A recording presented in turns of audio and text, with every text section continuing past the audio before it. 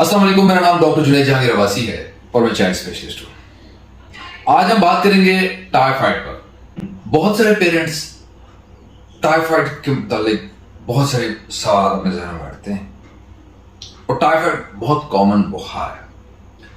Typhoid की सबसे main अलामत ये होती है कि बुखार तेज होता है और टूटने का नाम नहीं ले रहा होता। अगर टूटता भी है तो 3-4 घंटों बाद फिर से दोबारा चढ़ जाता है। टाइफाइड आलूदा पानी या आलूदा खुराक खाने से होता है। टाइफाइड के जरासीम को सल्मोनेला टाइफाई या सल्मोनेला पैराटाइफाई कहते हैं। टाइफाइड के दौरान जुबान खुश्क हो जाती है और उस पर थिक सी कोटिंग चढ़ जाती है। बच्चे की भूख कम हो जाती है और वो सुस्त और निढाल हो जाता है। टाइफाइड कभी भी खुद से ठीक नहीं होता। टाइफाइड का जो मुख्तलिफ टेस्ट हैं उनमें विडाल है, टाइफाइडॉट है और ब्लड कल्चर है। इन तीनों टेस्ट में जो सबसे रिलायबल है वो ब्लड कल्चर है। विडाल और टाइफाइडॉट इतने रिलायबल टेस्ट नहीं है। रिलायबल ना होने का मतलब ये है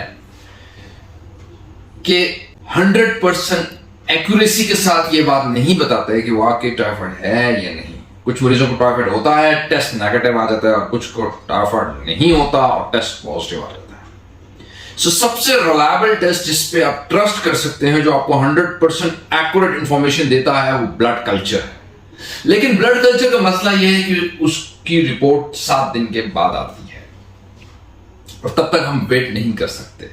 सो अक्सर डॉक्टर्स अपने तजुर्बे की बुनियाद पर और शक की बुनियाद पर टाइफाइड डिक्लेयर करते हैं और टाइफाइड की ट्रीटमेंट स्टार्ट कर देते हैं और अल्हम्दुलिल्लाह 90% पेशेंट्स ठीक हो जाते हैं।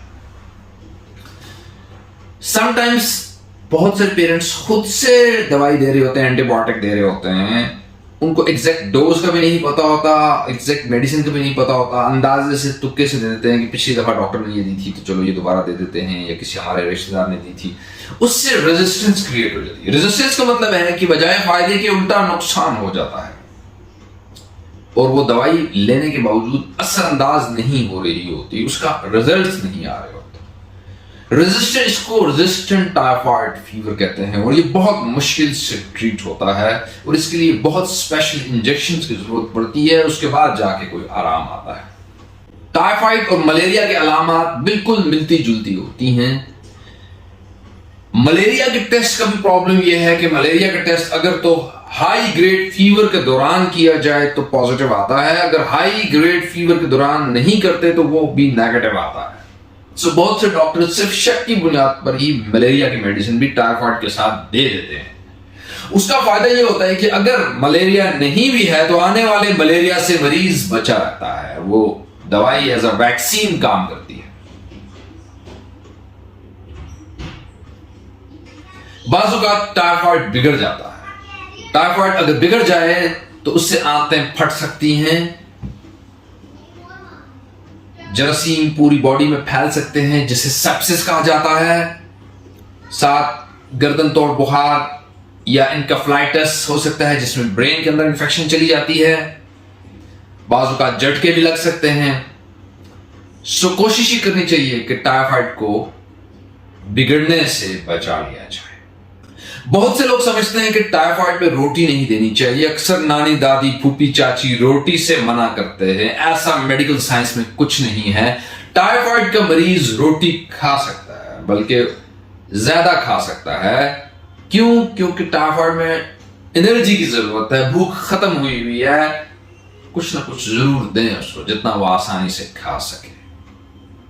हाँ, बहुत मर्च मसाला, पकोड़े, समोसे, मुर्गन गजाएं, तेल तरी चिकनाई चटपटा ना दे, लेकिन जो नॉर्मल खाना घर में पक रहा है, घर का खाना, साफ सुथरा खाना बगैर मिर्च मसाले के, वो तो उसको दें।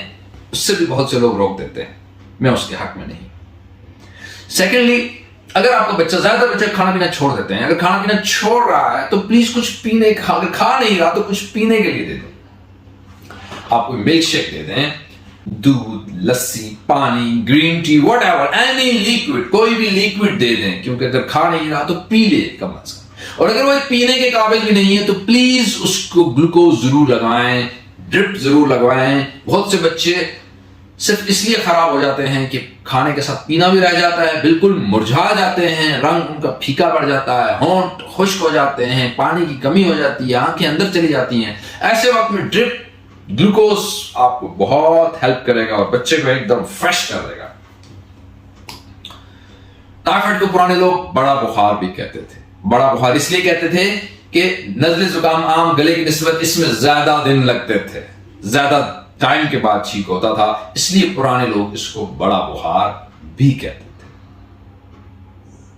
بچیوں میں اکثر ساتھ میں یورین کی انفیکشن چل رہی ہوتی ہے اور بہت سے ڈاکٹر سب ٹائیفائڈ جس کو سمجھ رہے ہوتے ہیں وہ ٹائیفائڈ نہیں, یورین کی انفیکشن ہوتی ہے. سو بچیوں میں ہمیشہ یورین کا ٹیسٹ بھی ضروری ہے کرنا, اور ڈاکٹر کو چاہیے کہ وہ یورین پہ بھی نظر رکھے, یورین کے سائن سمپٹمز بھی ماں سے پوچھے. ایٹ ٹائمز بچیوں کو یورین کرتے ہوئے درد, جلن, تکلیف, اسمیل ہوتی ہے یورین میں, یا بعض اوقات یورین بار بار آتا ہے یا بہت کم آتا ہے, تو یہ یورین کے سمپٹمز کو بھی ضرور پوچھنا چاہیے ڈاکٹر کو, اور اگر ممکن ہو تو یورین کا ٹیسٹ کر لینا چاہیے. بچیوں میں یورین کی انفیکشن بھی بہت کامن ہے جس کو UTI بولتے ہیں. اگر آپ چاہتے ہیں کہ آپ کا بچہ ٹائیفائڈ سے بچا رہے تو آپ ٹائیفائڈ کی ویکسین ضرور کروائیں اور اپنے بچے کو صاف شفاف پانی دیں. بہت سے لوگ منرل واٹر کو صاف شفاف سمجھتے ہیں. میں منرل واٹر کا ہرگز نہیں کہہ رہا. جو پانی اویلیبل ہے آپ اس کو لیں, اس سے بوائل کر لیں, ٹھنڈا کر کے جتنا مرضی پلائیں, آپ کے بچے کو نقصان نہیں ہوگا. The best water is the boiled water. اس کے علاوہ گھر کا کھانا دیں, صاف ستھرا کھانا دیں, باہر کی چیزیں بازار کے کھانے نہ دیں. پھر کچھ بچے جب واش روم جاتے ہیں نہانے کے لیے تو وہاں کچھ پانی اندر پی لیتے ہیں. اپنے بچوں میں نظر رکھیں کہ نہاتے ہوئے پانی نہ پی لیں.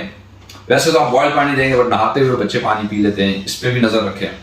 بعض اوقات ادھر ادھر کسی ریلیٹیو کے گھر جاتے ہیں, وہاں وہ پانی پی لیتے ہیں, اس پہ بھی نظر رکھنی چاہیے.